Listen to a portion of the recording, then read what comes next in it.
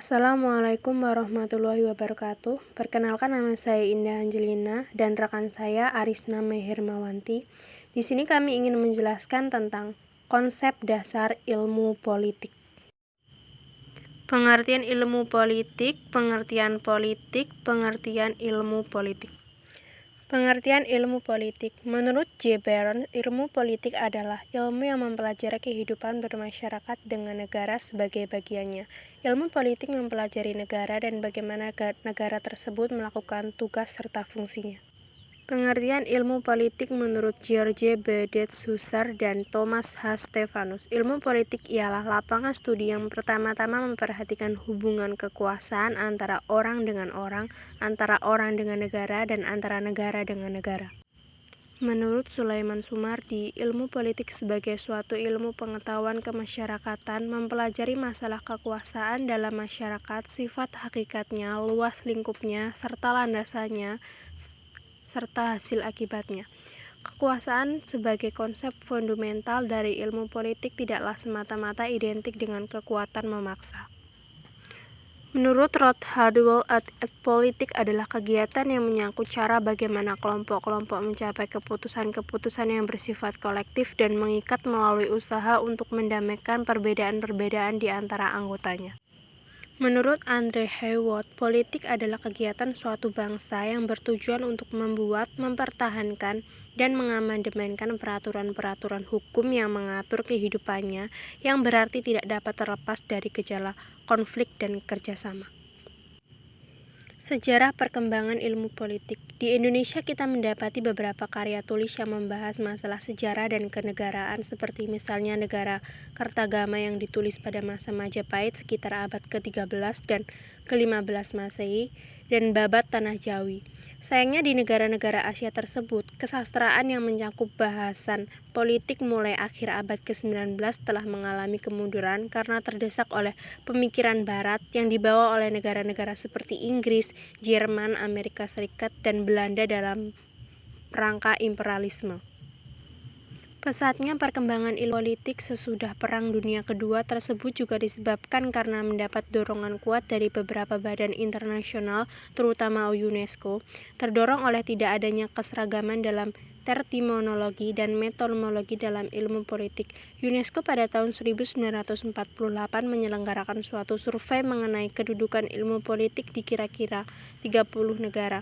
Proyek ini dipimpin oleh W. Epstein dan Princeton University, US, kemudian dibahas oleh beberapa ahli dalam suatu pertemuan di Paris dan menghasilkan buku Contemporary Politics Science.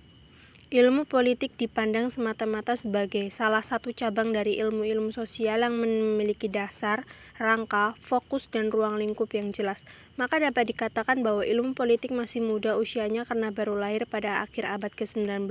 Pada tahap ini, ilmu politik berkembang secara pesat berdampingan dengan cabang-cabang ilmu sosial lainnya seperti sosiologi, antropologi, ekonomi, psikologi, dan dalam perkembangan ini mereka saling mempengaruhi.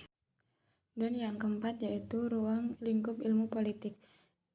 Yang pertama yaitu bidang teori politik, yang kedua bidang lembaga-lembaga politik, yang ketiga bidang kepartaian, golongan, dan pendapat umum. Dan yang keempat pendapat umum, dan yang kelima internasional, hukum internasional. Manfaat mempelajari ilmu politik. Manfaat ilmu politik adalah untuk memberi jalan atau cara yang lebih baik dalam hal negosiasi kepentingan antar kelompok dalam masyarakat. Memperhatikan yang dilakukan Aristoteles, tujuan ilmu politik secara umum adalah membahagiakan hidup manusia yang bermukim dan tinggal dalam suatu wilayah.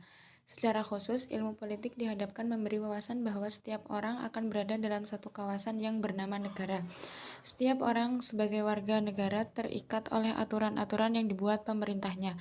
Selain itu, dengan belajar politik diharapkan akan memberi wawasan bahwa kelompok-kelompok ekonomi sangat terpengaruh oleh sebuah keputusan politik dan sebaliknya. Suatu kondisi ekonomi akan memberi pengaruh terhadap atas kehidupan politik. Selanjutnya, hubungan ilmu politik dengan ilmu-ilmu sosial lainnya. Yang pertama, hubungan ilmu politik dengan psikologi. Yang kedua, hubungan politik dengan ilmu hukum. Dan yang ketiga, hubungan ilmu politik dengan antropologi. Yang keempat, hubungan ilmu politik dengan sosiologi. Yang kelima, hubungan ilmu politik dengan ekonomi. Yang keenam, hubungan ilmu politik dengan etika. Dan yang ketujuh, hubungan ilmu politik dengan sejarah. Pendekatan dalam ilmu politik. Pendekatan tradisional. Dalam perkembangannya, ilmu politik telah mengenal beberapa macam pendekatan, antara lain pendekatan tradisional, pendekatan perilaku, serta pendekatan pasca perilaku. Pendekatan tradisional pada umumnya dipergunakan sejak masa Perang Dunia Kedua. Dalam pendekatan ini, negara yang dijadikan sebagai titik fokus perhatian yakni dengan menonjolkan segi-segi konstitusionalnya dan dari aspek yuridis formalnya. Sebagai pokok bahasan daripada pendekatan tradisional ini menyangkut misalnya sifat undang-undang dasar atau konstitusi serta masalah kedaulatan, kekuasaan, dan kedudukan daripada lembaga-lembaga kenegaraan formal seperti lembaga legislatif, lembaga eksekutif, dan lembaga yudikatif. Dan yang terakhir yaitu pendekatan dalam ilmu politik dalam pendekatan perilaku. Pendekatan perilaku timbul di Amerika Serikat pada tahun 1950-an pasca Perang Dunia Kedua karena beberapa sebab, yaitu pertama, sifat deskriptif daripada ilmu politik sangat tidak memuaskan lagi. Yang kedua, ilmu politik tidak dianggap realistik dan sangat berbeda dengan kenyataan hidup sehari-hari. Dan yang ketiga, ilmu politik ternyata tidak mampu untuk menjelaskan sebab-sebab timbulnya komunisme dalam fasisme. Dan yang keempat, ada kekhawatiran jika ilmu politik tidak maju dengan pesat, maka ilmu politik akan ketinggalan dibandingkan ilmu-ilmu sosial lainnya seperti sosiologi dan sebagainya. Salah satu pemikiran pokok dari pelopor pendekatan perilaku ini adalah bahwa tidak ada gunanya membahas lembaga-lembaga politik resmi, sebab hal tersebut ternyata tidak banyak memberikan penjelasan atau informasi mengenai proses politik yang sebenarnya. Maka sebaliknya, lebih baik mempelajari manusia itu sendiri dan perilaku politiknya.